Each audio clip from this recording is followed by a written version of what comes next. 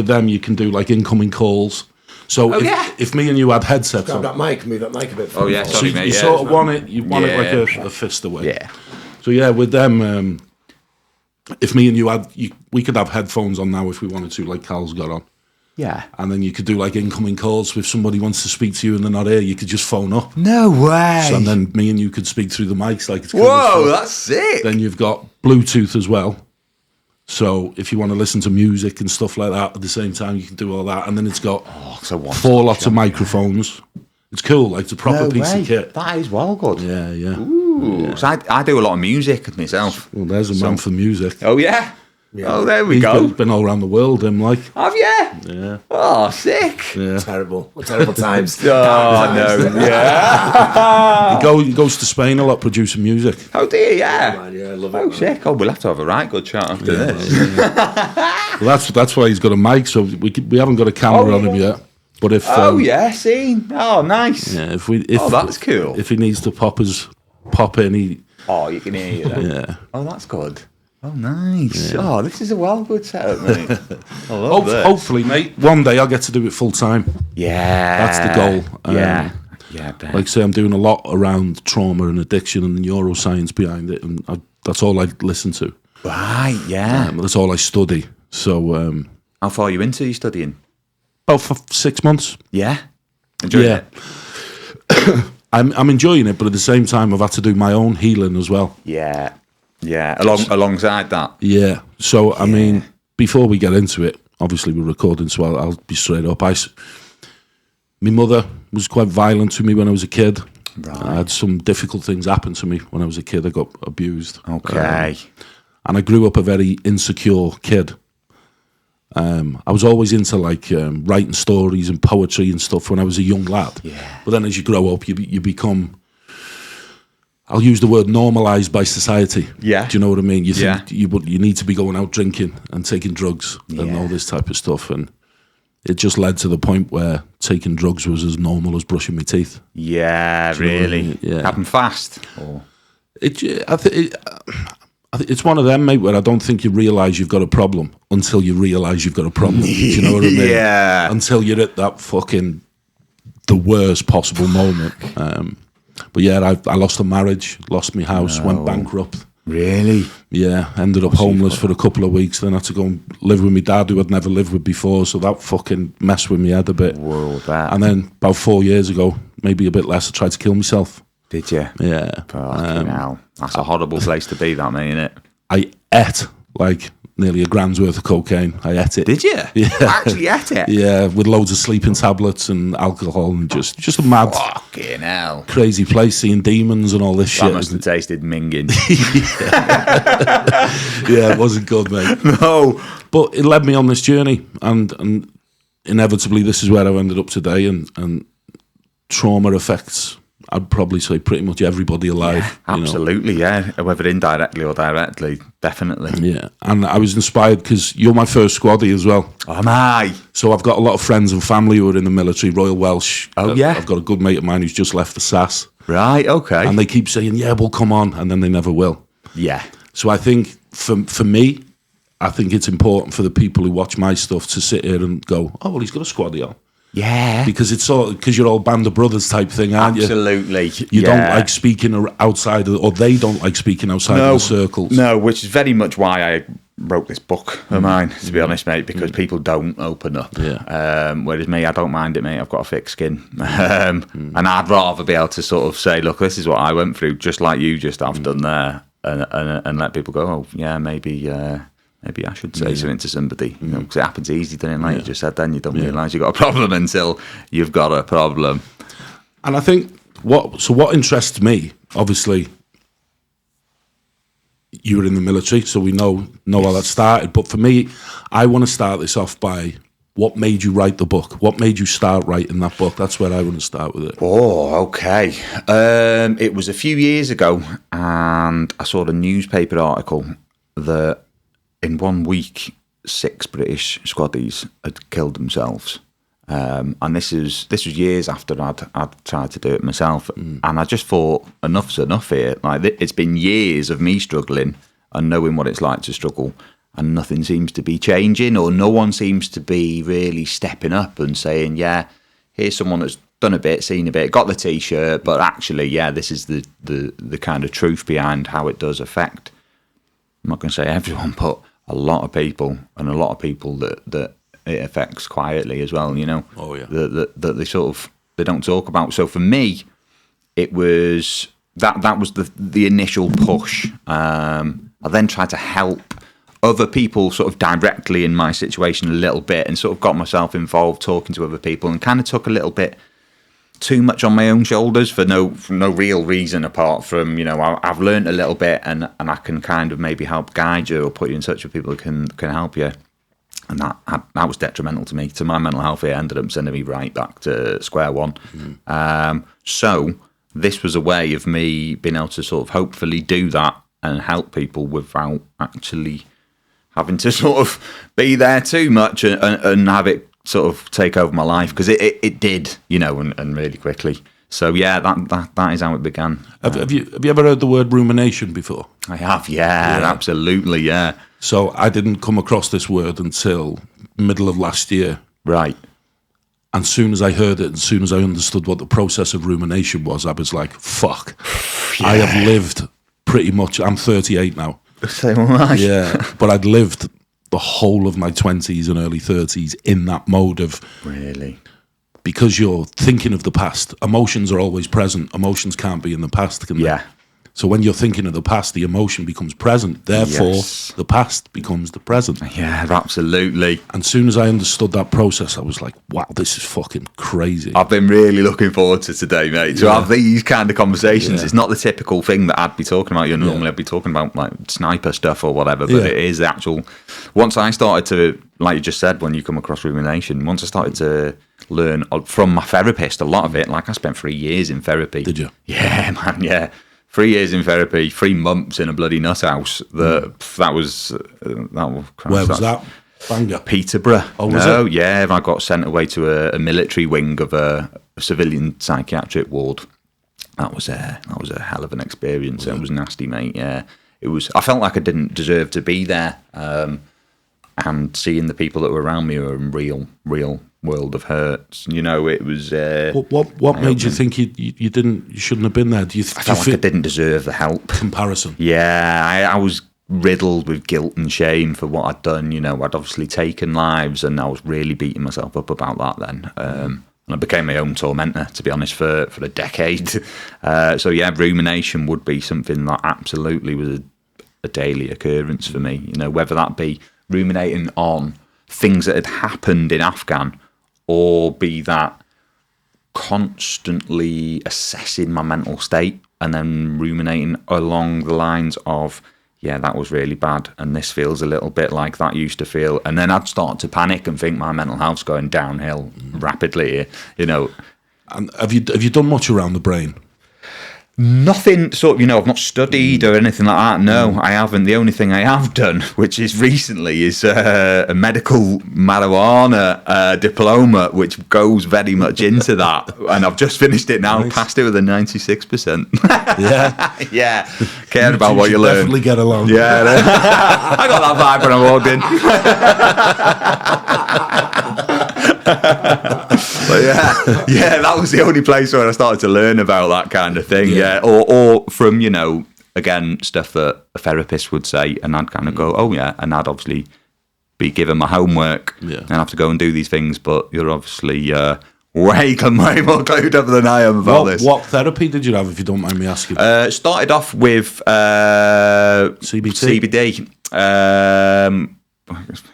CBD, the weed on That's why I sort of went, then I was like, am I saying CBD? Yeah, CBD, cognitive behavioural therapy, CBT. Yeah.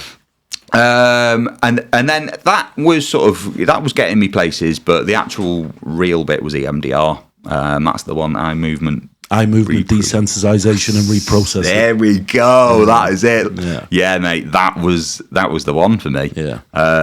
Did they explain the process to you as well? Yeah, absolutely. Yeah, my therapist explained it like in a way that I could really understand it. And I don't know if you'd have heard it, but he explained it like having a clock that lived in my brain.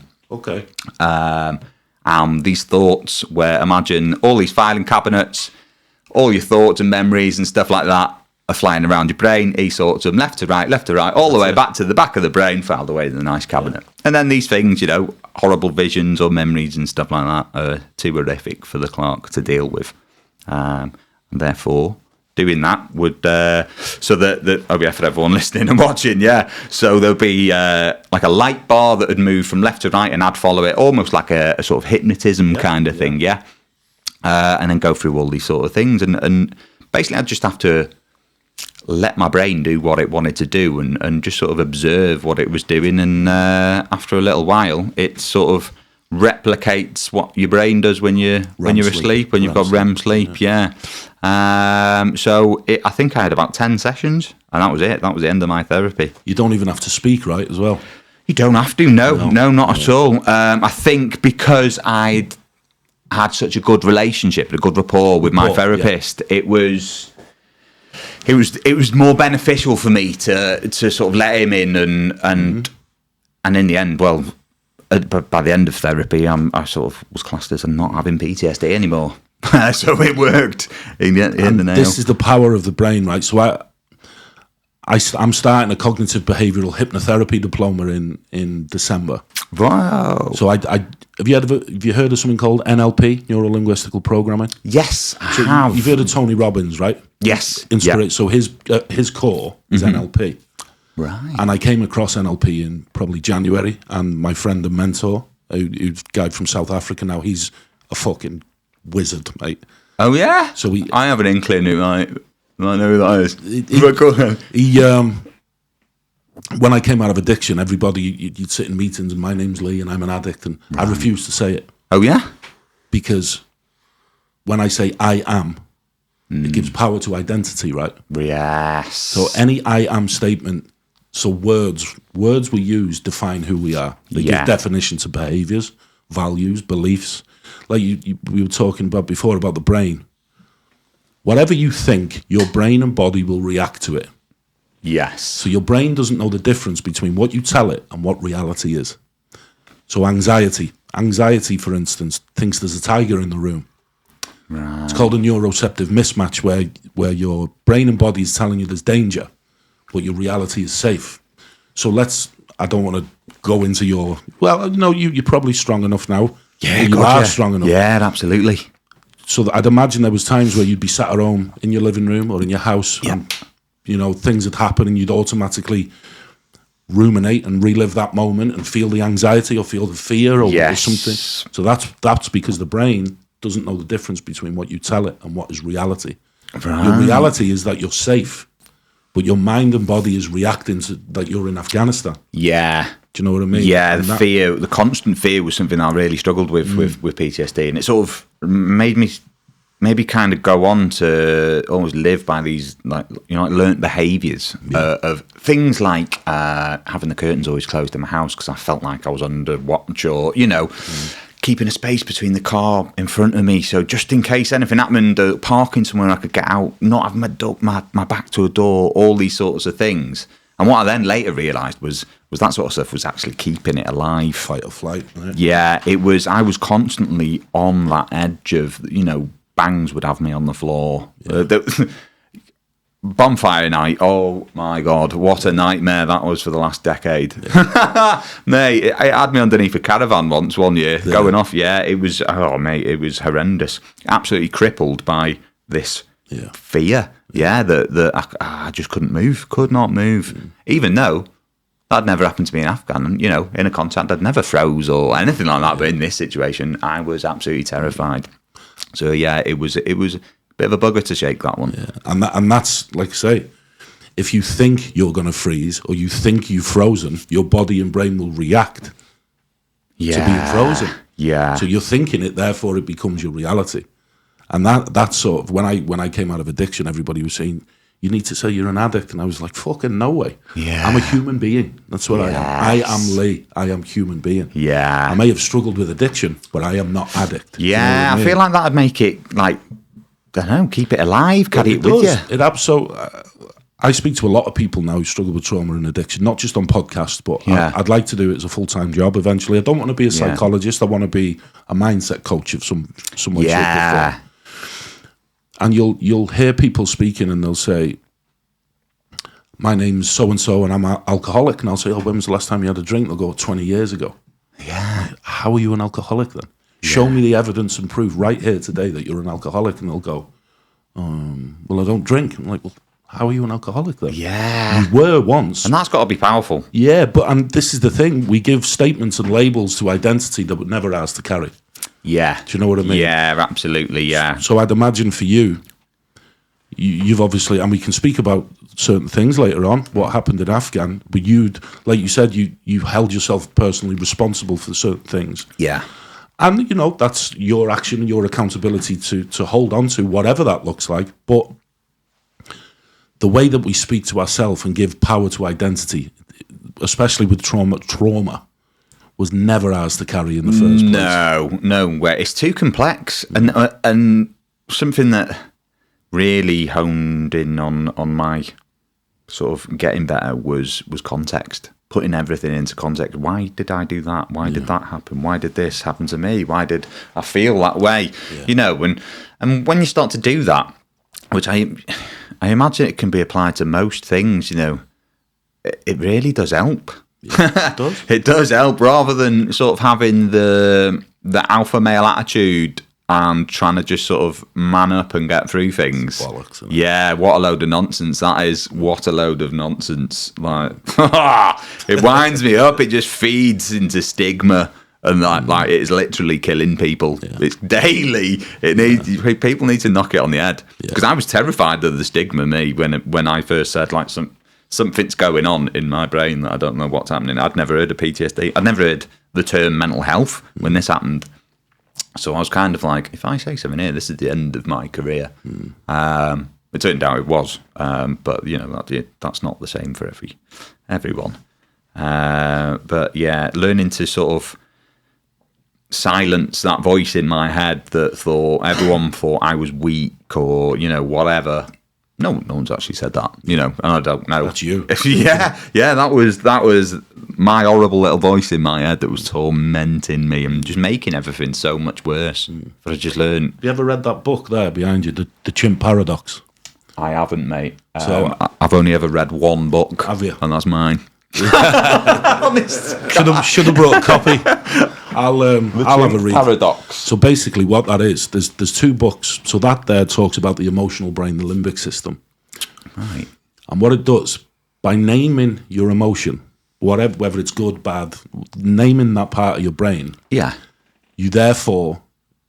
able to take control of it a lot quicker.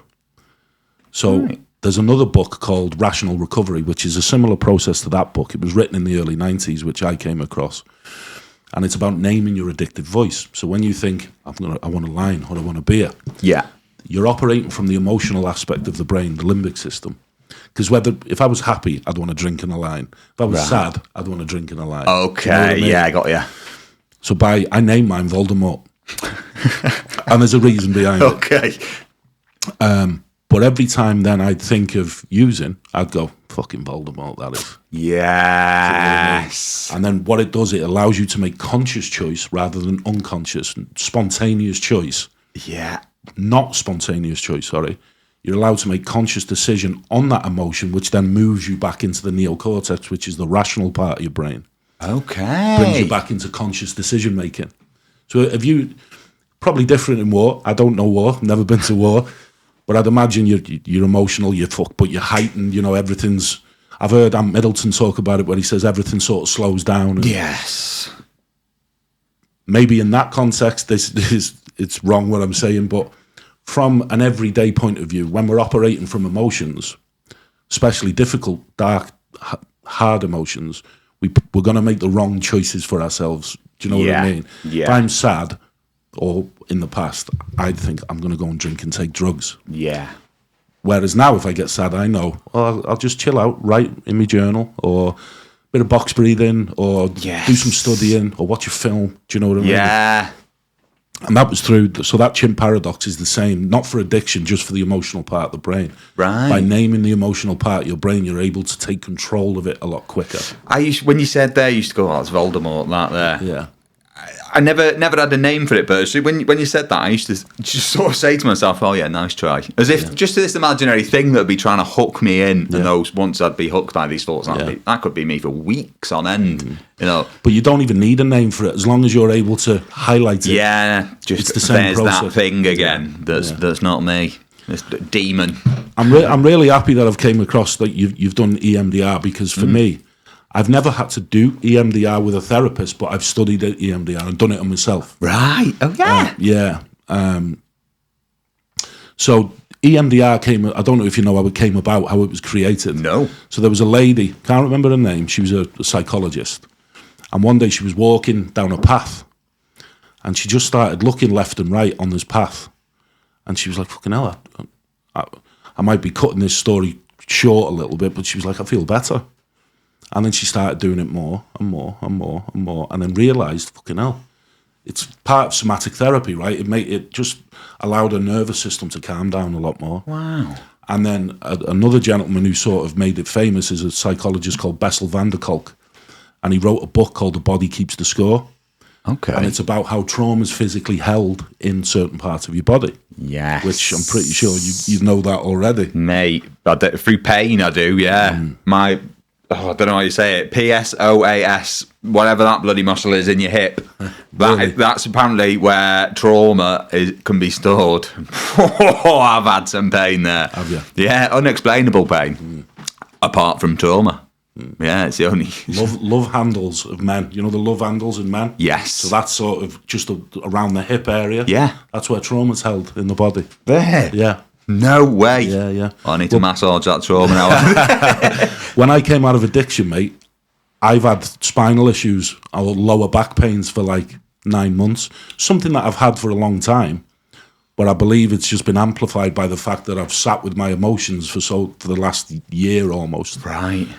So I used to have shakes in my hands. People used to think I had Parkinson's disease because my hands would shake all the time. No way. My father's got something similar. And my brother, they're both, well, my brother's still in active addiction. My father has struggled with addiction in his life. Right. Now, sound. Yeah.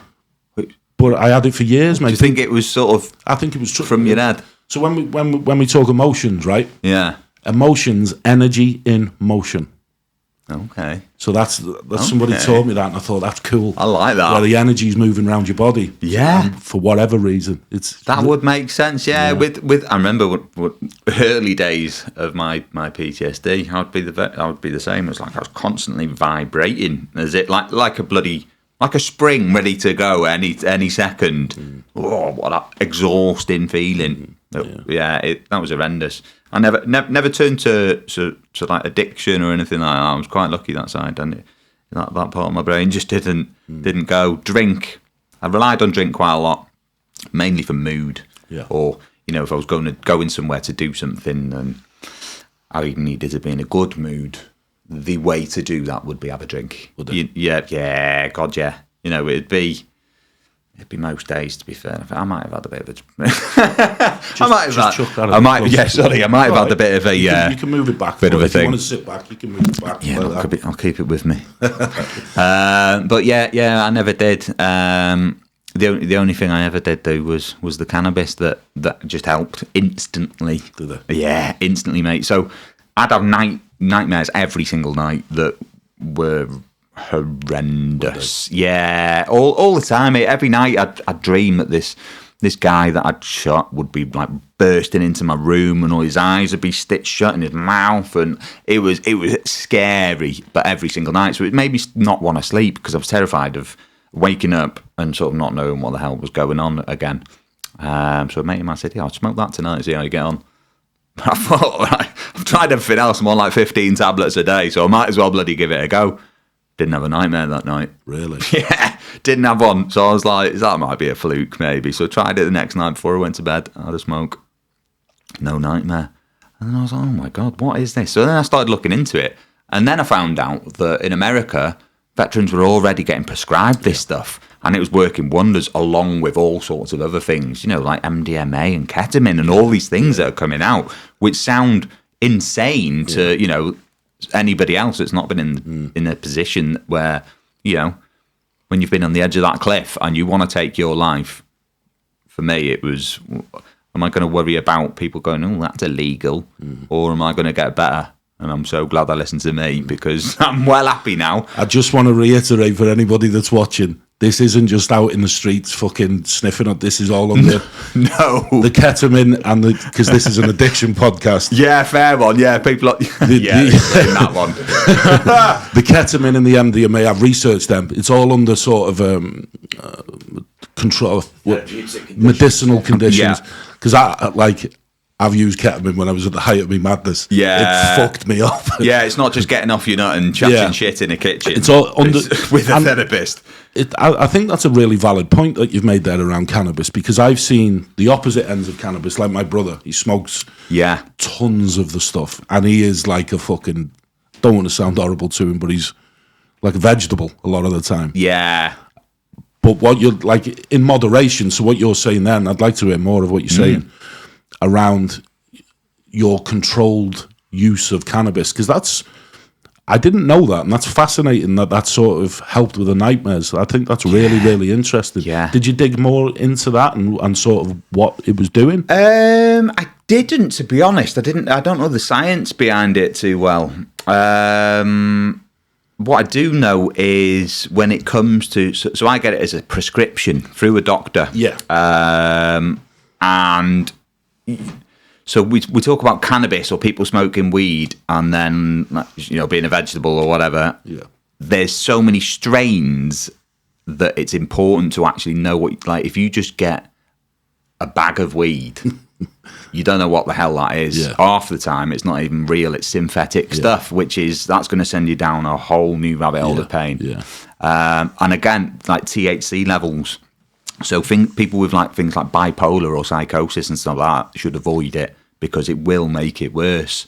Whereas the CBD side, in a cannabis plant, there's cannabinoids. Yeah, that's it. Yeah. So in our body, we've got an endocannabinoid system that helps the body be in homeostasis, basically. Yeah, it's a neurotransmitter. Yeah, that's it. Yeah. So I'd vaporize cannabis, and then it will go to work doing, we've all heard about how it helps pain and things like that. But like you're saying there, it'll go to the relevant C1, C2 receptors, and they will then affect what you need affecting. And so for me now at this point, it's not something that I'm doing, all day, every day or anything like that. But it's, no, this is it. Yeah. I sort of tell people this story, or tell people that, have you tried cannabis? And I get that reaction a lot, like, I don't look like a stoner. I was like, because I'm not I'm not smoking. Like, I'm not the strongest thing you can get hold of. Do you know what I mean? I just want it to do its magic, and so it does. But the real thing is CBD. Yeah. That's the one that actually has the real therapeutic actions. It's just those actions are enhanced by THC. So I was very keen to sort of get into this, and there's other things, like microdosing psilocybin. I do that. What a game changer that was for me. It was all sort of, I'd kind of almost planned these things, as well as DMT. I've done DMT. There you go. So did that help? Yeah. DMT opened my eyes to spirituality, I believe. Yes, absolutely. I've always known I was destined for something great, but I didn't know what it was. I've always said that, always. Yeah. I'm destined to do something brilliant with my life. I just don't know, or didn't know what it is. Yeah.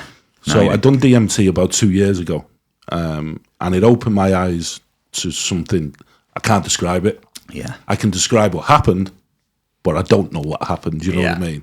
Was it a dream? Did I go somewhere else? I don't know. But I blasted off into fucking space. Yeah. But for a lot of people, that cures addiction. Yeah, I can imagine it does. It changed my miserable world and my very unhappy internal monologue into the polar opposite, into the person that you see today that's now able to write a book, who's never read one, and do all these sort of things and see the positives, and especially the spiritual sort of side of it. I sort of had a spiritual mentor for a little while, and she really, really helped me into, lean into that sort of mostly meditation and just a mindfulness and a forgiveness of myself and self-worth and love. Which is so important and very hard to do. But the DMT was was probably the biggest thing the biggest single thing that went, right, get your shit together. Yeah. Yeah. I also went to space, which is weird because everyone seems to go to space. I don't know. Well, I don't know what's happening there. And but it's fixing stuff. Yeah. No, I agree, mate. And like, I've heard a lot of people talk about DMT, and the stories are very, very similar. Yeah. Which is something that I've contemplated doing an ayahuasca ceremony. Yeah. But since I've started studying NLP, which NLP is basically language of the brain. Right, okay. And my mentor, when we first met, we spoke about spirituality and what do I believe spirituality was. And I was sort of, it's connected to religion and all this, and I don't believe in religion, blah, blah, blah. But since understanding what spirituality is about, living life for identity and purpose, and so the way I've learnt it. So if you think of a pyramid or an iceberg, shall we say? So at the bottom you have purpose, then on top of that you have identity, then above that you have beliefs and values, then above that you have behaviours, then skills, then environment at the top. And by aligning all of them, you're living life at purpose, at identity, which is that's who you are, right? Yeah. You're part of the universe or this cycle or whatever you want to call it. Yeah. Because I believe we're all born with a purpose. Yeah, I do, yeah. I sort of, after doing the DMT and stuff and getting into the spiritual side of things, of life, and again, it's not a religious thing, I'm not religious, I think it's spirituality that's got franchises. I think just believing in a higher being, but for me it was a higher self. That's what I believe. Yeah, just a higher version of me, like not even that it exists, that there is another version of me, just a version of what I would like me to be, and what advice would me give to me. Yeah. That's what it'd be. Would I be proud of myself for that action? A lot of the time it would be no.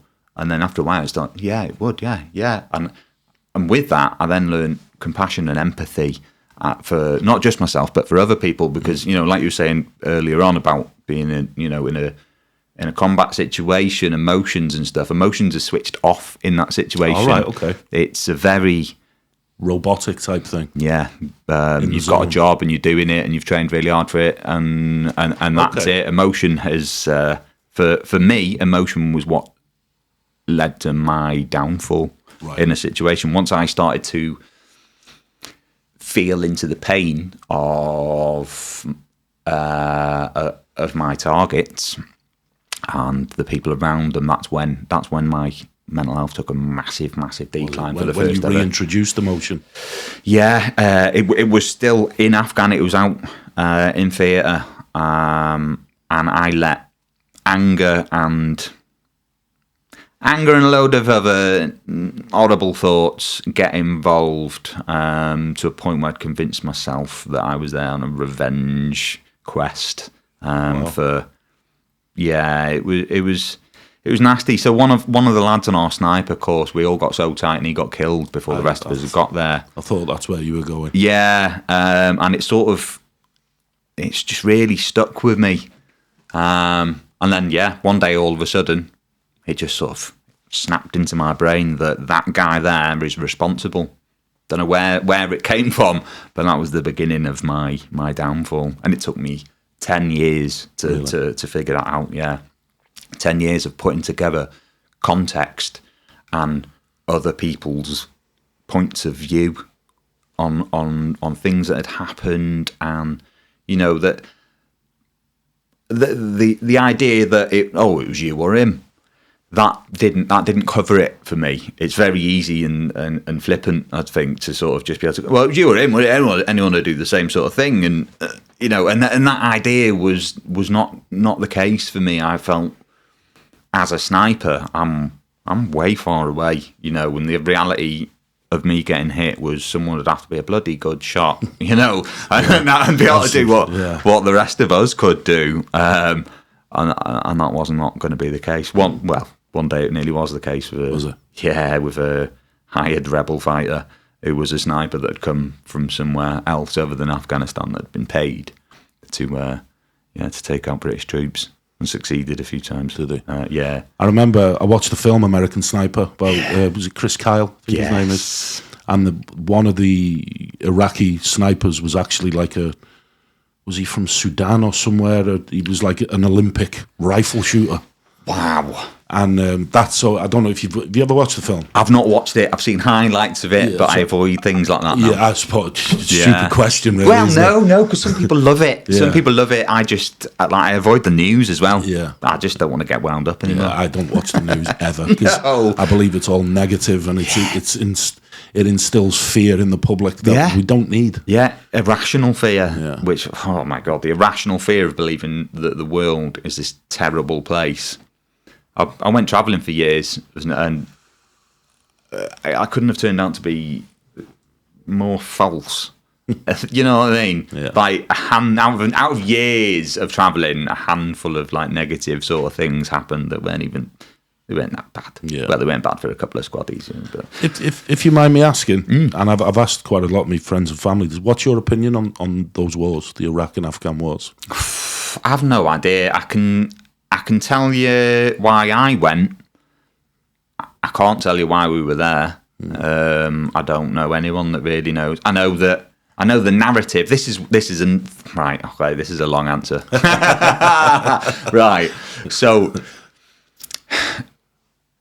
let's cast back to this guy that used to haunt my dreams and stuff. He was a similar age to me, and when I'd shot him, he was the guy that I held responsible. So as I was watching the remaining few seconds of this lad who's the same age as me, I started to think of why he was there. Why were you pointing that weapon at me? Why were you trying to kill me?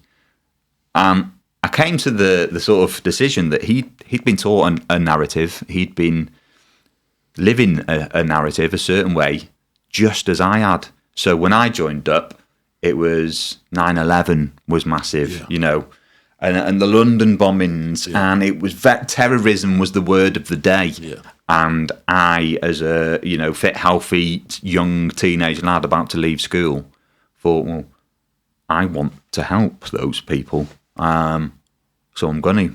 I've said this a few times. I imagine I sort of relate it to imagine someone was getting bullied in school.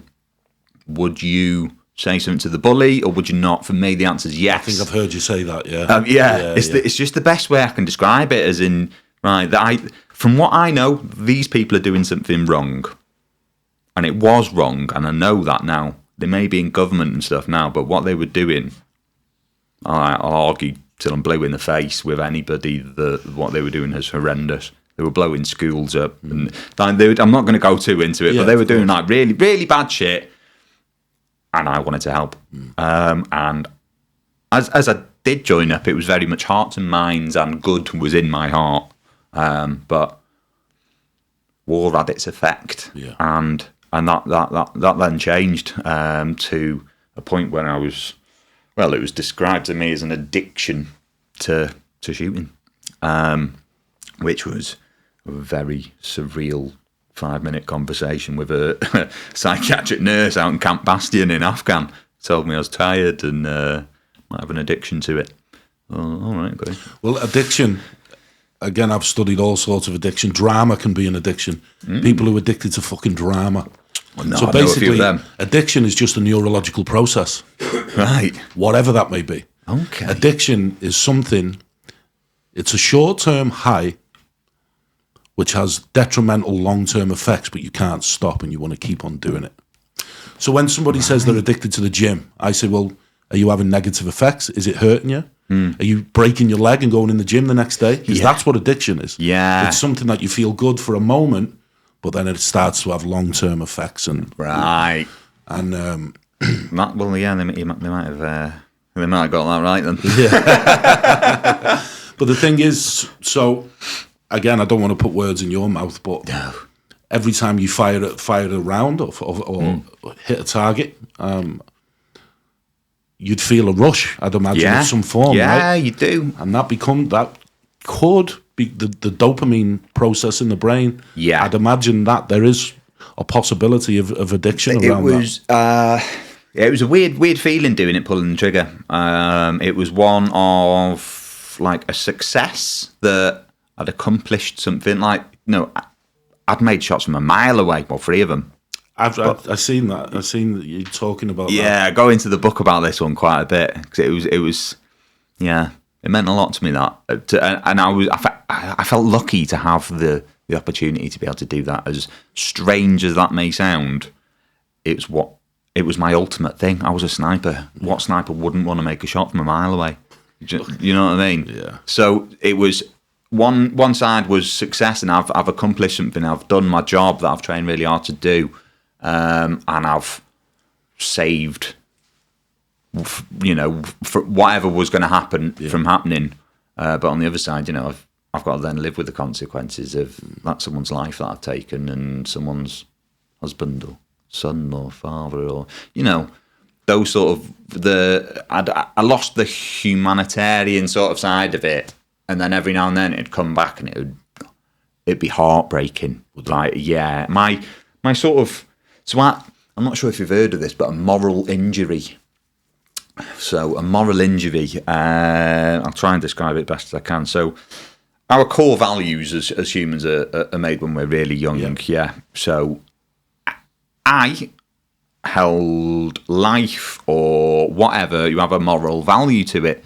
Now, calling people a target and doing things like that lowers that moral value. And I can't believe that I didn't know this when I was in. But obviously, why would anyone say anything like that?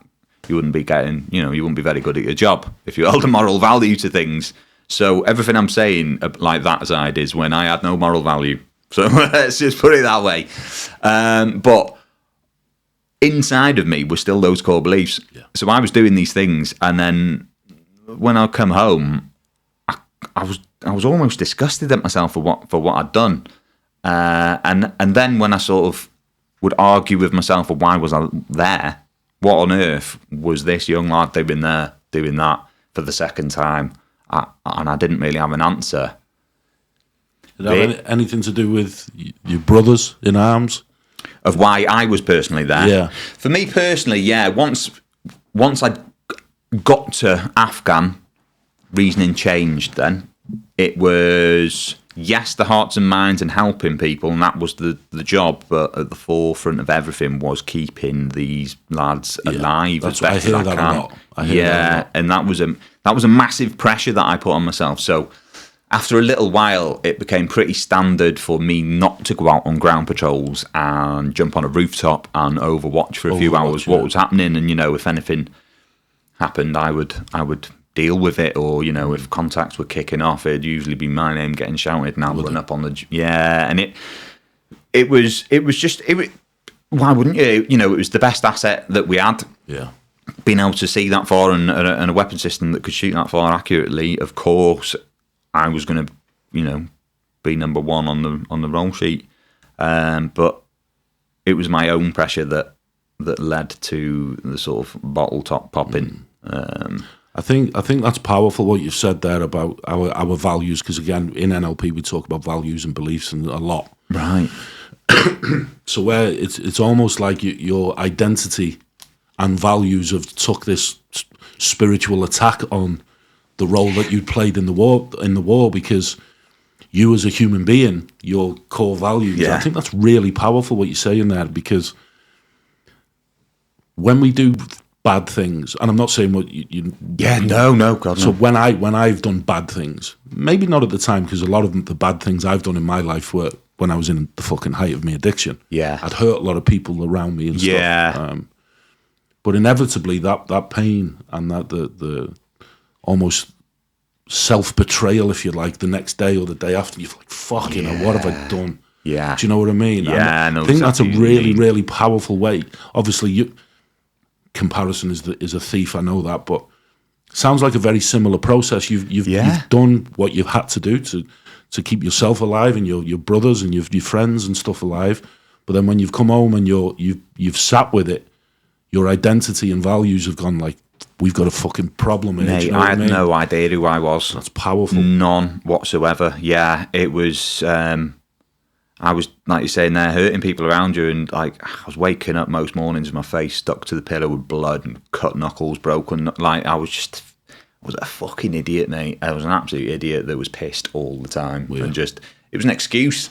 You know, I could apologise for doing that because I was pissed. When in, that was a big lesson that slapped me in the face, that you have to be accountable for your actions. Apologies mean nothing without accountability and honesty. Yeah, that is it. And I had to hold myself accountable, because making people around me that I loved walk on eggshells, that tortured me, that, even though I knew I was doing it at the time. Not on purpose. It was just my reactions, because I was constantly on like 100. It would take the smallest thing for me to react in completely fly off the handle for no reason whatsoever. It was unjust, but I saw nothing wrong with it, because anger and aggression had kept me alive as far as I could. You know, as far as I was concerned, do that, get angry. I would have these conversations with myself when I felt sad, and like I felt really, really sad all of the time. I couldn't stop crying most days. And my way to get rid of that in the early days was, right, fucking get angry and you'll get through this. Just you know, and I'd sort of wind myself up when that was making things so much worse. So much worse. I had this conversation probably 3 or 4 nights ago with a gentleman from Ireland he's struggling with a lot of trauma. Right. And it wasn't on the podcast or nothing, it was just a conversation. And very, very angry. He said, I get angry a lot. I just want to hurt people and this. Yeah. And my mentor, John, he said something and it resonated a lot. He said, do you think anger is going to solve your problem? And he was like, well, yeah, you know. This was the piece of information my mentor had been given himself, because he served in the military. He's South African. And he said, to think that anger will help you or solve your problem or something along those lines is a very narcissistic thing. Now, not saying that person is a narcissist, but that process in itself, to believe that anger will fix whatever issue you've got going on, is a very narcissistic thing. It is. You don't care about the people around you. Yeah.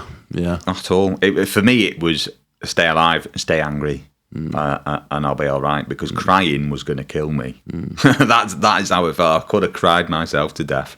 And then, you know, that worked for a little while until it didn't. Until you've been so angry, I think, or frustrated, that you just cry. You cry. That was it for me. I reached this point where I did that, and then there was nothing. There was no more anger. There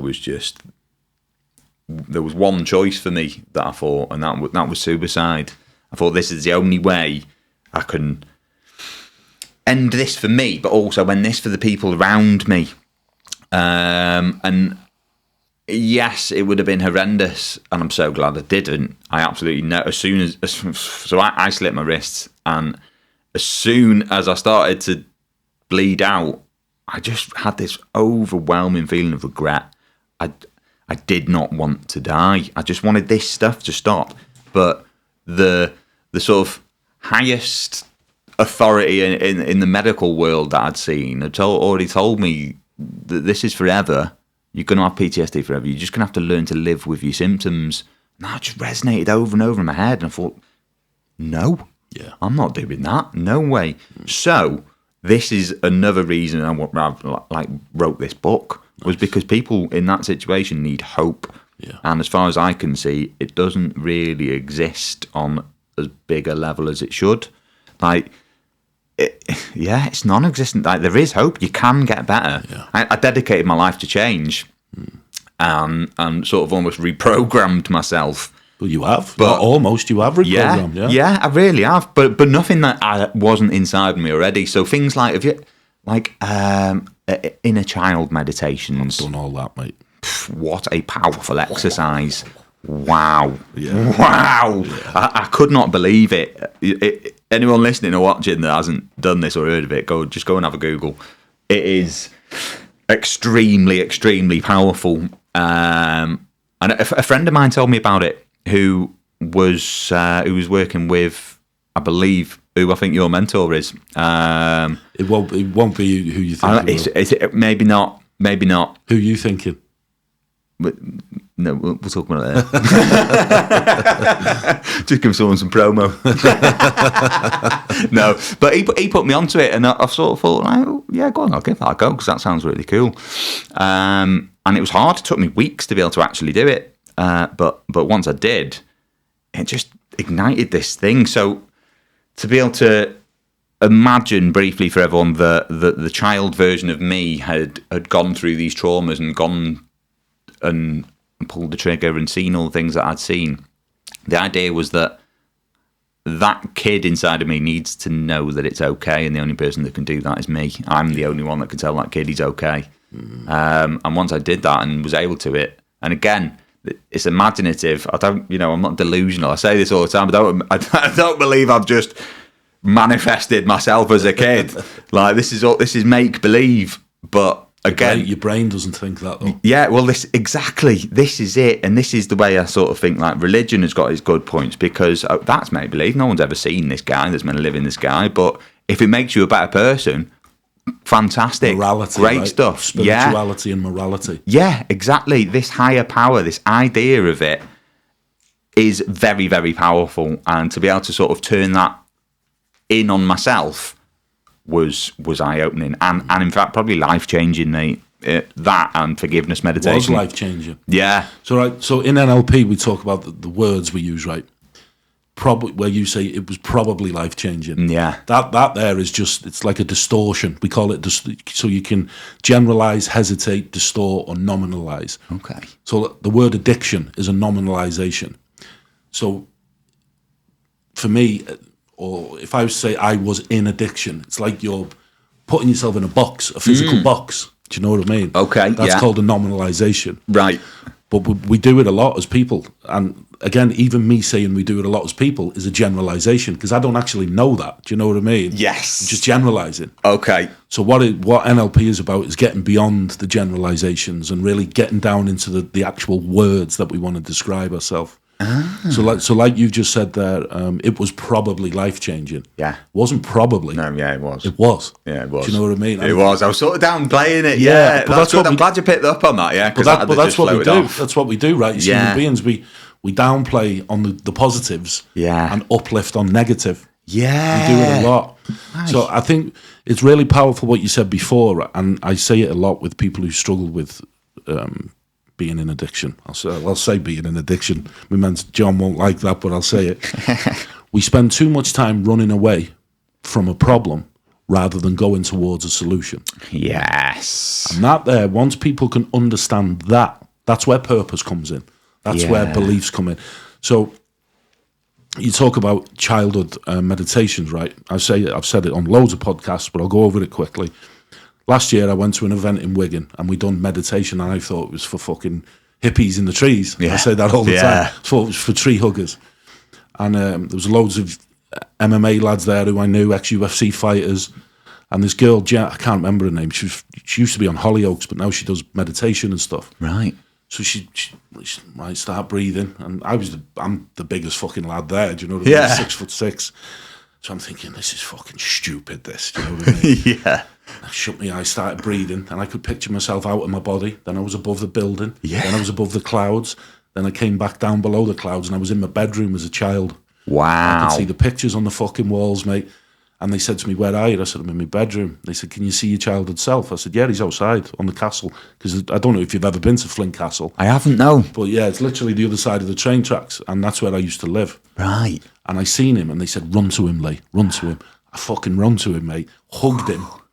And all I can remember is saying, "I'll look after you now." Yes. And even now, mate, it gives me goosebumps. Mate, I was like, so powerful, yeah. I burst out crying in front of about fucking 400 people, mate. 400 people? Yeah. Wow. But that there, and don't get me wrong, there was a lot of journeying to do after that to get out of alcohol and addiction. Yeah, God. But that moment there, it was like, fuck, you do actually love yourself. Yeah. Because I'd spent my whole life pushing people away and fucking hurting everybody, and I was just like, shit. Yeah, mate. This is incredible. The loving yourself bit is so important, and it's so hard. Yeah. It is really hard to actually do. And like Like, my wife has noticed the change in me over the years. Yeah, massively. And now, like, the book's not out yet. It comes out in November. But I've started doing all these podcasts and stuff, and I'm sort of writing. So my plan is to go and do a tour of talks and a book signing tour in Waterstones and stuff. Yeah, absolutely. That's my next step. I'd love to do public speaking. Yeah. Nice, right? Okay. Yeah, we'll have a natter about that, bro. Yes. Okay. Right. So that's what I want to do. And she's seen this change, and she was, today we were only talking, I was like, I feel on top of the world. And she was like, it's because you're helping people. I was like the messages and stuff that I've received off people I've never met in my life, probably never will meet, have been so humbling and heartwarming. People are asking for advice, and I'm I feel like I'm not really in a position to give advice, but also at the same time, I am. I've not gone to school to do it. Right? Yeah. But I've got the lived experience, which, having had PTSD and come out the other side of it, which I never thought was actually possible, and having lost a lot of friends to, suicide who probably thought it wasn't possible, and some people that I know, they thought it wasn't possible. Yeah. It's heartbreaking. So being able to sort of, again, spread that positive message that if you do the work, and the work can come in all kinds of forms. I keep saying this. It might be getting out of bed or washing the pots. And I'm finding myself saying the same things over and over in these podcasts and interviews. Yeah, but it is that simple. Get up and go for the walk, take the dog for a walk, do whatever. If you need your garage cleaning out and you've been putting it off for ages, do that. And they're little positive changes, and you add them up through the day, and you've got 20, 30 of them. You're happy. I've studied something called polyvagal theory. Sounds very scientific, but it's about the vagus nerve. Okay. So in polyvagal theory, they talk about, so dorsal vagal is sort of diaphragmatic and below sensation. So if you ever have a gut feeling, it's always negative, right? Right. So that's sort of below the diaphragm. If you're ever happy, you sort of warmth across the chest, and the back of the head, the ventral aspect of the vagus nerve, the higher aspect. And it tells you about how you can get from within almost an instant, from dorsal, lower, feeling negative, to ventral, higher.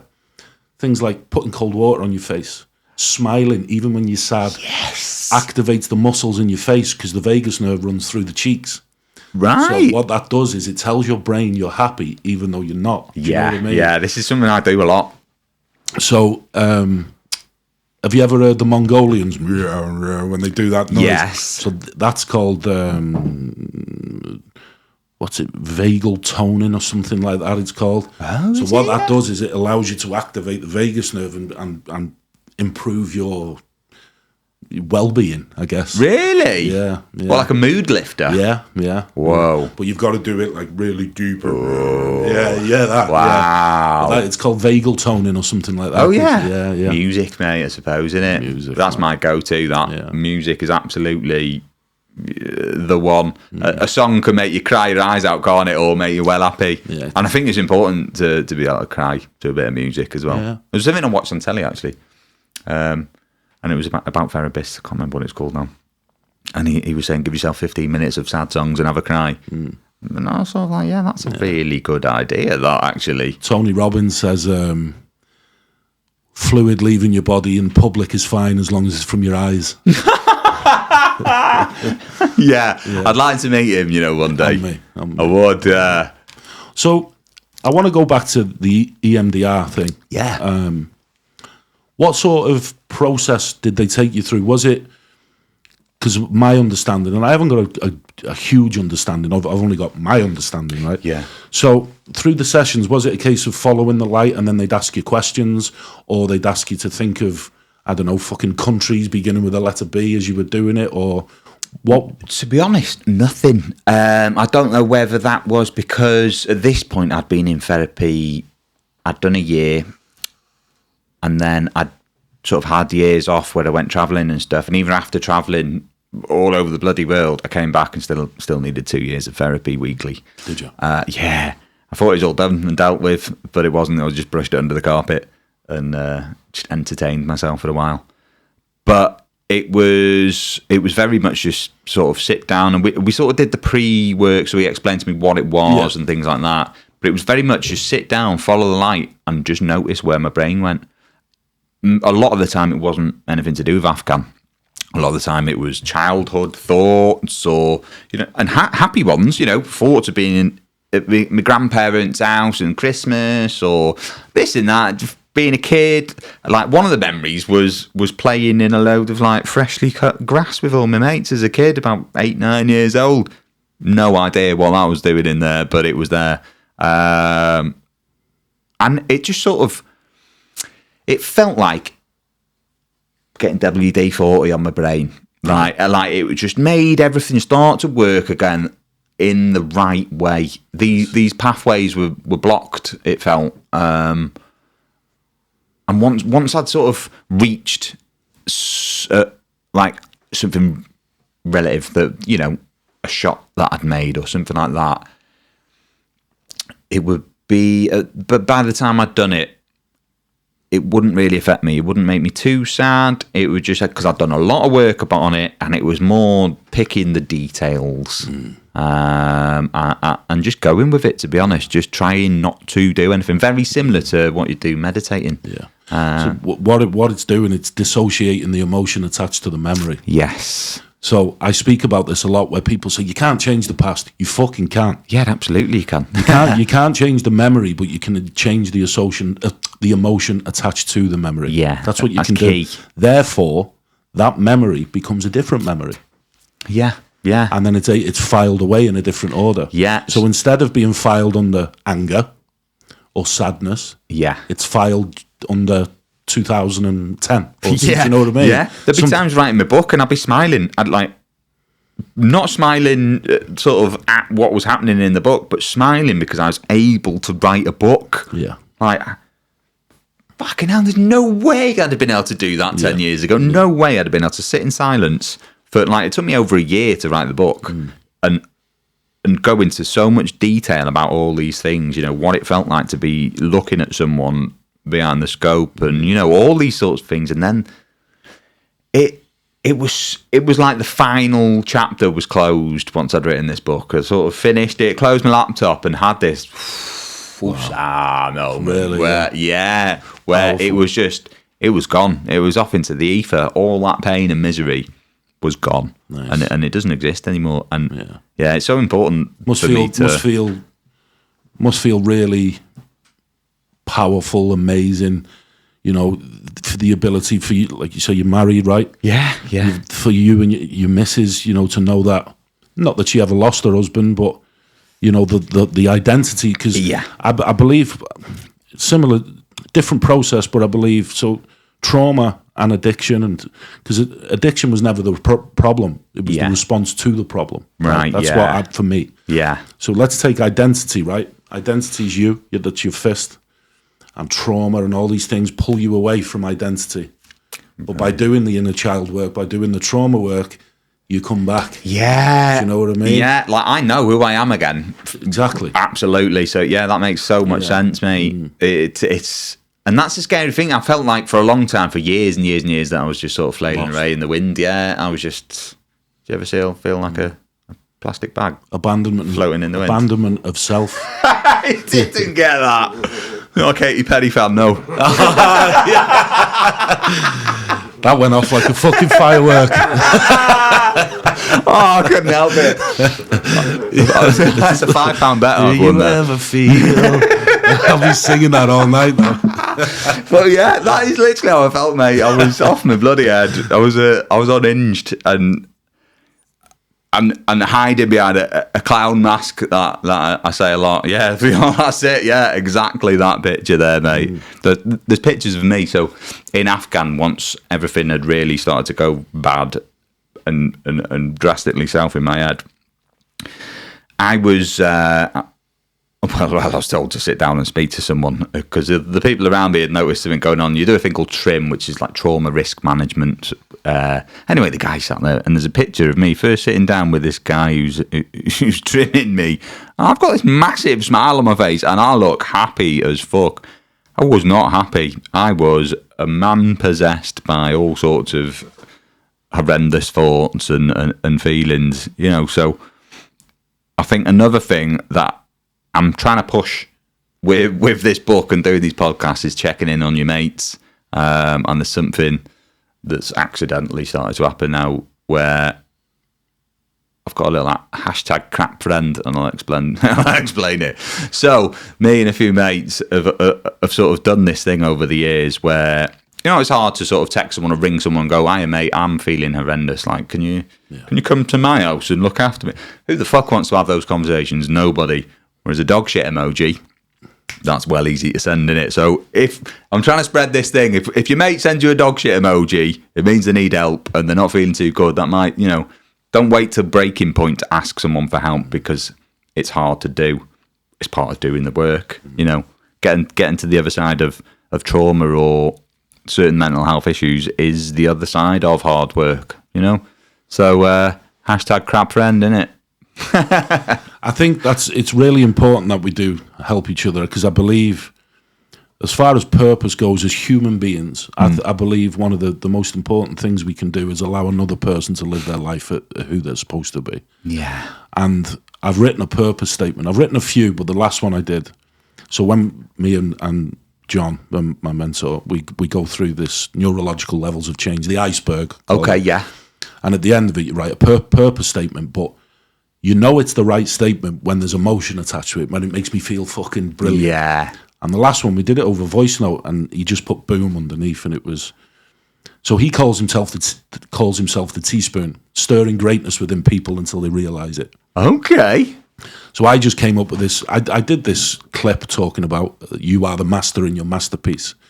And I told this story of a young painter who paints dark, sinister paintings, and then one day he runs out of paint and doesn't know what to do. Then he decides to put different colours into the paint tray and starts painting brighter, more beautiful colours. And when beautiful pictures. And when I was talking about it, I felt empowering talking about this painter. So we sort of explored this painter analogy. All right. And at the end of it, when we got to the statement, the purpose statement, it was, even a canvas can break its own boundaries, holding within it a vast universe of endlessness. And I made that statement up, and when I said it, I was like, whoa. Do you know what I mean? Yes! And what that means is, I hope he's got his camera on me when I'm fucking saying this bit. He fucking zoom out sometimes, he does, I've noticed it. And what that means is, as human beings, we have limits. Yeah. We can't fly. We can't fucking fire fireballs out of our ass. Do you know what I mean? Yeah. But within the limits and boundaries of life, we can do anything that we want to do, whatever that is. Yeah. Whatever you want to do, and you're living proof of that. I'm living proof. Callum's living proof. Whatever we want to do as human beings, we can fucking do it. Yeah. There is no limitations on life. I had this victim mentality for such a long time that I'm from a council estate, single parent. Bad things happened to me when I was a kid. Yeah. Expecting the postman to come down the drive one day with £1 million and go, "Hey, Ali, you deserve this." Yeah. Do you know what I mean? Yeah. That's never going to happen. Yeah. By understanding. So you made it perfectly clear there. Nobody fixed you but you. Yeah. By watching a light, your brain was able to rectify, because I'm a big believer that we can smash our jigsaws to pieces of what our life looks like. Yeah. We can also put it back together again. Absolutely. And if we get out of our own way and allow ourselves to put these pieces back together, we can fucking do it. Yeah, definitely. Like it's powerful, your brain, isn't it? Like I used to see a guy that wasn't there. And I thought, if my brain can do that, then it can definitely fix what's going on. And it's literally just dedicating the time to yourself. People go to the gym for an hour or two. Dedicate that hour or two to your brain and things are going to change in your life. And positivity, I've always said this for years and years, positive things attract positive things. Yeah. And it's true. It's not a load of gobbledygook that you've read in The Secret. Do you know what I mean? It is really true. So NLP is the language behind The Secret. Is it really? Yeah. No way. The way I've listened to The Secret and the way I've heard NLP being spoken, they're the same thing, just coming from a different angle. It's powerful. Me being one of the lads that was serving with me, he went travelling with me around the world to all these places, and we'd sit there sometimes, laughing ourselves to sleep about all this amazing stuff that was just seemed to be randomly happening to us when we needed it. But we always had a smile on our face, and we're always positive, no matter what faced us. And it became so funny. Like we ended up playing for Billy Idol's family on a yacht in Portugal, playing guitar. Mate, it was mad. It was meant. It was so. I've got so many of these stories, but you'll have to buy the book. That's cool as fuck. Yeah, mate. It was mad, mate. But a lot of it was music based. All these things that just sort of come together with just being happy and just going with the flow, which is something that a lot of people can't do, whether that's career and things like that, stresses of work that come home with you and stuff. It's hard for people to get into a positive mindset. And it is, right? And it's easier to talk about when you've been through something like you have, or myself, or like Callum as well. It's easy for us to go, these things can be done. But when you're in the depths of your own fucking disparity, mate, you could have come up to me with a fucking gold bar and gone, look, this is what I got once I'd beat my traumas or fixed myself, and I'd have gone, shut up, you fucking knobhead. Yeah, whatever. Do you know what I mean? Yeah. And it's very, very difficult to influence people who are in that really difficult part of their life. But I believe this is the type of thing that, like you did with the MDR, if somebody can just sit there and listen to two lads talking about shit that had happened in their lives, and then they go, fucking hell, if they can do it. Yeah. Definitely, because your brain will allow itself to go, let's have a go. Yeah, that's all you need. That is the biggest hurdle of going, let's have a go. It really is, yeah. Like, if Soft Lad here can do it, then anyone could do it. And, I don't want to end up being this sort of cliche of like, look what you can do if you stay positive, because that just feels like some telesales marketing thing, and it makes me feel horrible. There's nothing cliche about the life that the torment you've put yourself through. That's what it. I mean? Yeah, it's real. And, earlier on you said about like comparison and stuff. Like, I get that all the time. Oh, it's nothing compared to what you went through, mate. So your issue's your issue, no matter what, and it's as powerful as you let it be. And I feel like someone reminding themselves of the power they hold through things like meditation and breathing exercises and stuff like that, like box breathing, for instance. It's extremely powerful. And that ability to sort of box breathe, you've probably explained this on the show. No, you can. So in for 4, hold for 4, out for 4, and you do this, and then put that fake smile on your face until it feels natural, and it will elevate your mood. Or things like that. For me, I always used to be told, go for a run, you'll feel better. But I couldn't. At one time I was mega fit, and then I became this overweight, pilled up thing that could hardly move. I couldn't go for a run, but I could smile. I could breathe.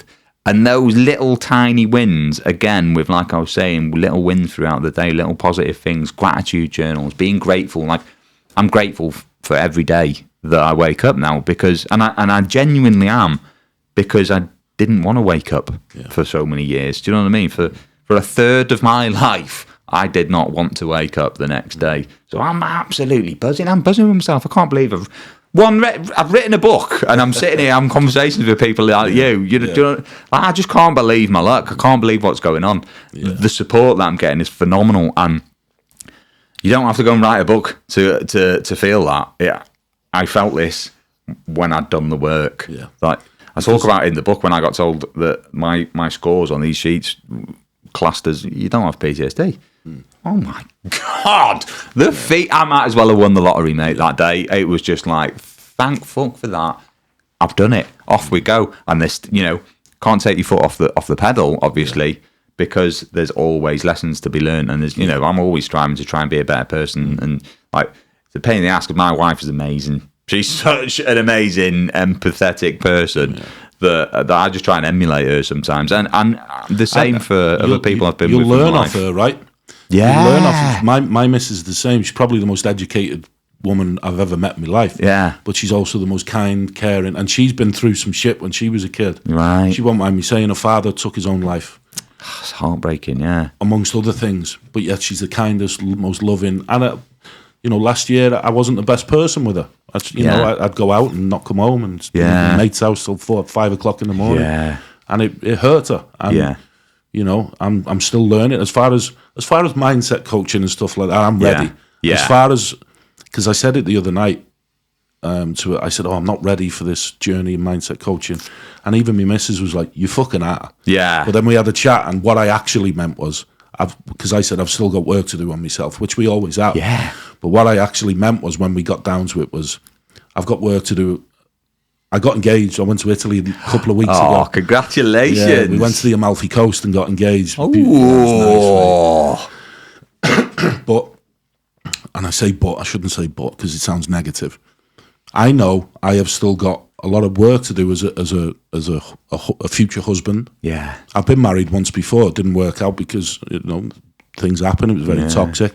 This is my chance at what I've always wanted as a man. Yeah. People ask me what I want in life.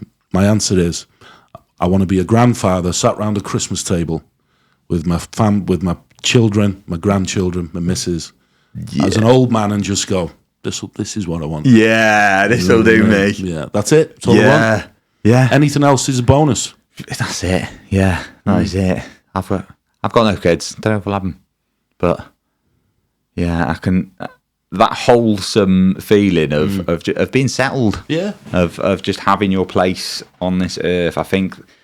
Like, it took 38 years for me to figure it out. I thought I had it when I was 18. Yeah, you're going to be this and you're going to do that and you're going to go here. And I had no idea, mate. No idea. I thought I knew it all. Knew nothing. So life slaps you in the face. Slapped me right in the face and have a learn of that. Yeah. So what does the next 12 months hold for you, mate? What is it? What is your next chapter of the next book? Ooh, the book Afghanistan Sniper, Trauma on the Front Line and Beyond.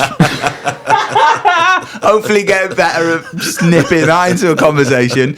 No, talks, mate. Talks and tours. That is a lot of it.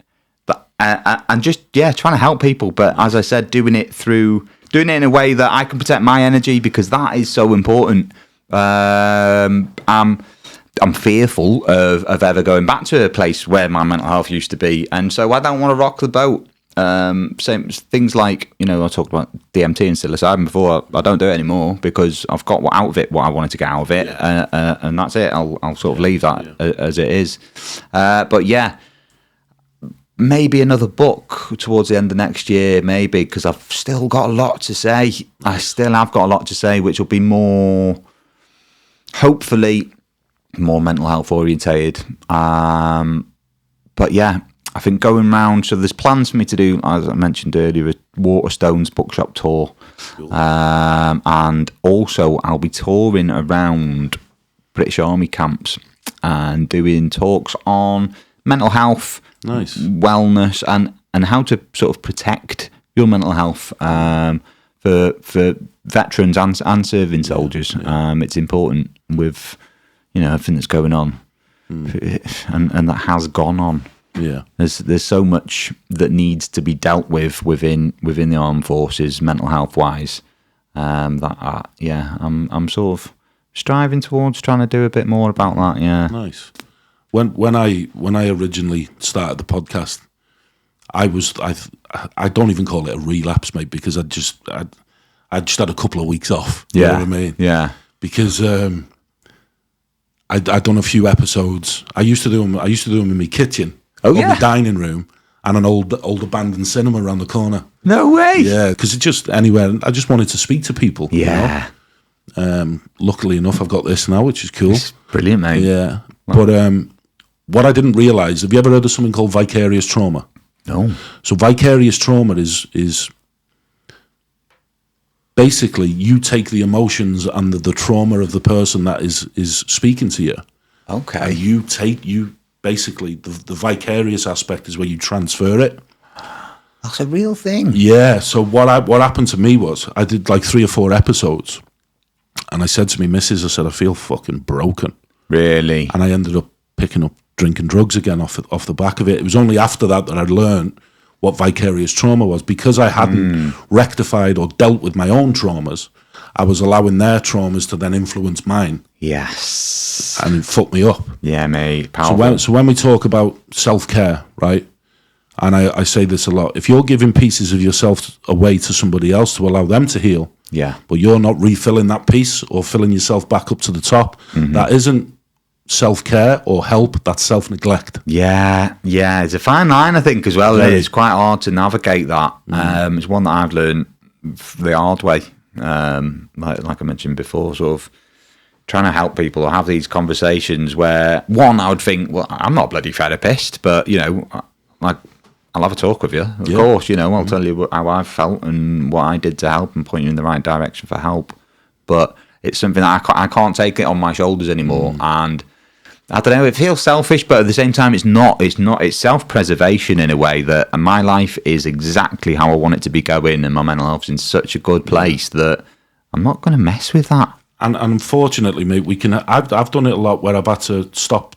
At times, I don't do it no more because I am ready. I'm fucking ready now to help anybody who needs it. Yeah. But there was times where I had to stop speaking to people. Yeah. And just say, look, I can't help you no more. You'll have to find somebody else. Yeah. As horrible as that sounds, that was going to put me in a detrimental position in my own life. And I just couldn't afford to give pieces of myself away at that time. Now I can. Yeah.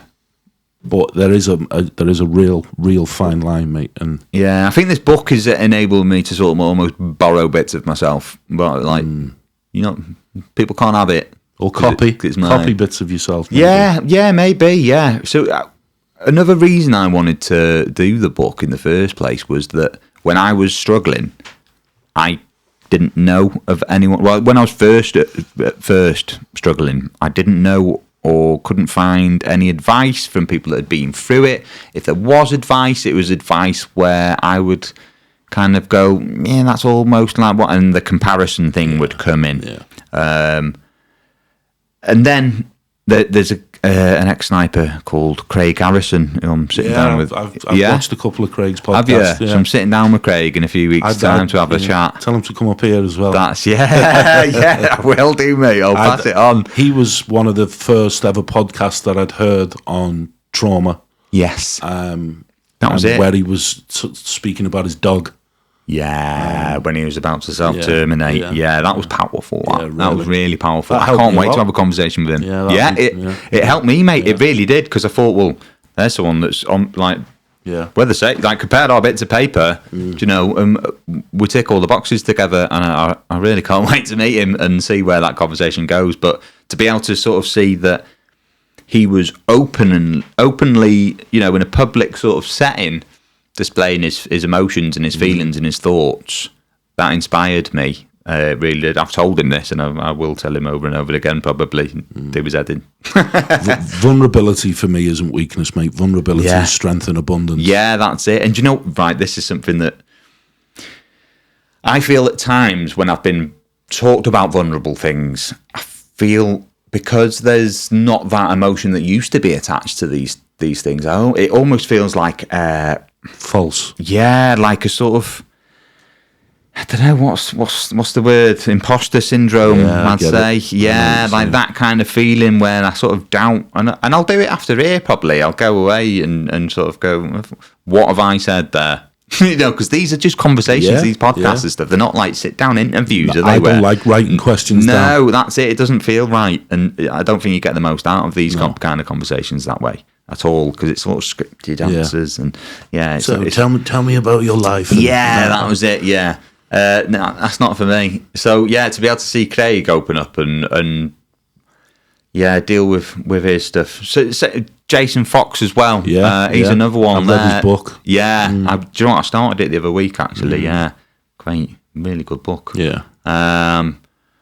be able to sort of see him kind of at the beginning of his like TV career talk about his mental health struggles and stuff. That was another big. Oh well, if he can do it, surely I can do it as well. You know, and it was like those two guys were really sort of leading the way for me in my mental health, and sort of not in a way of, I need to catch up to them, or I need to do what they do. I just that, well, I've seen them be sad and I've seen them be happy, so they must be doing something right. So I'm going to do it, and it set me off my path. And hopefully one day I'll get to meet Foxy and have these sort of conversations with him, you know. But get him on here as well. yeah, we'll see. But yeah, I think that the overall thing was positivity that I took away from seeing what they were saying, and what I was learning for myself. The positive side of things was the way to go, and the book is riddled with it. Absolutely riddled with positivity. I'm 100% going to read it. Thanks, mate. As soon as it comes out. Take a while. Yeah, November 30th. November 30th. Yes. I tell you what, November 30th. What we in?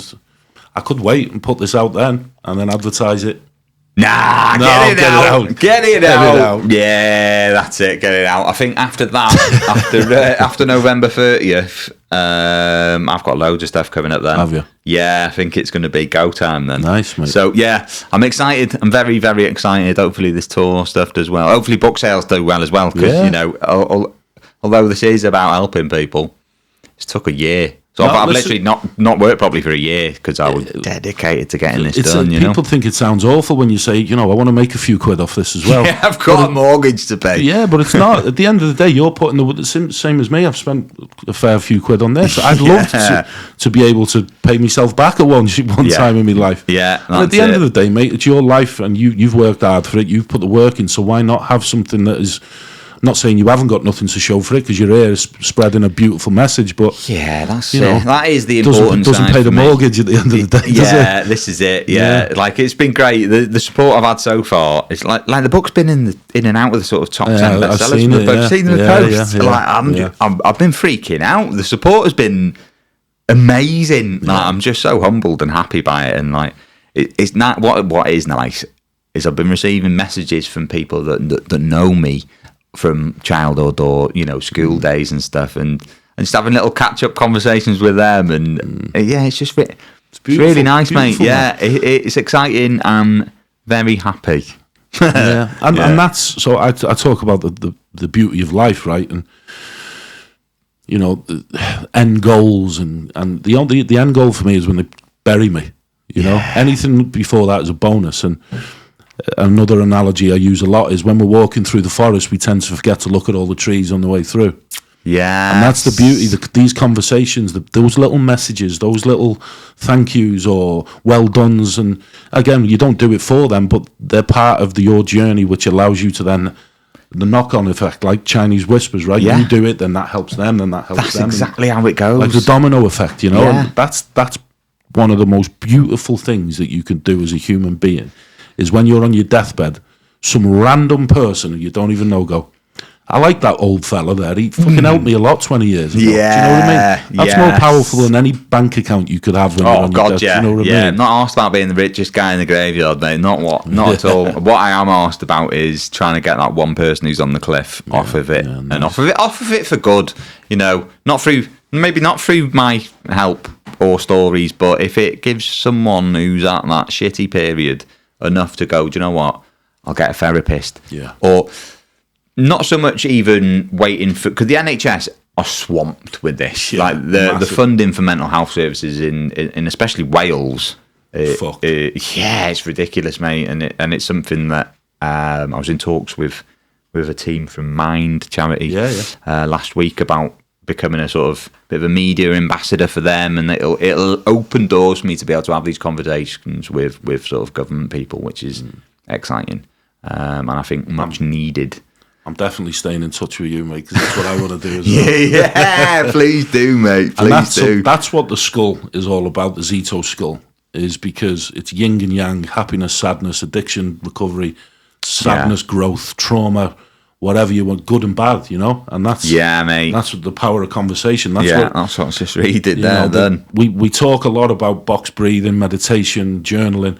The kindest thing you can do and the most beneficial thing you can do as a person is speak kindly to yourself. Yeah, that is it. Pay things forward. That seems to be a new term that has come in over the past few years. But it basically means I can treat people like you want to be treated. Yeah. And if everyone did that, the world would be great. Just stop being arseholes to people. Be accountable for your shit and sort your problems out, because they're your problems and no one else's. That was a horrible lesson to learn for me. That period of transition between woe is me and right, get your shit together now. You know, not in that term, but in a gentler form. Yeah. You know, learning to be compassionate to myself and say, right, this has got to change now, and flipping from that victim mode, which I was. Why has this happened to me? You know, blah blah blah, and then blaming myself for so much stuff. It's just a vicious cycle that cannot get better. And again, back to where we started. Rumination, just ruminating on these things would drive me mad. Ruminate on happy stuff. That's what everyone should be doing. It's funny, isn't it? Have you ever heard of the analogy of the golden circle? No. So in growth, me and Callum spoke about it as well. My mentor introduced me to it. So growth is never linear. It's never a straight line. Mm-hmm. Growth is like, how can you describe it? Like the shell on a snail in a Cal.